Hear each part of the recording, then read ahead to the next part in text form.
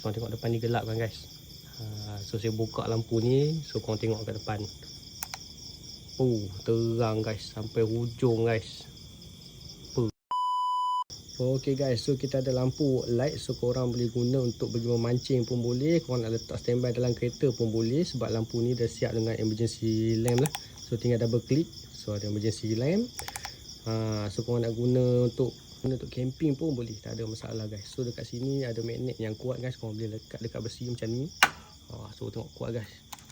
Ni boleh adjust, turun naik ke bawah boleh. Kalau korang ada tiang besi yang menegak, korang boleh lekat ke tepi lah. So lampu ni ada 6 mode, korang tinggal tekan 1, 2, 3, 4, 5. Okay, back balik pada lampu asal. So daripada suhu 3000 ke 7000 K guys.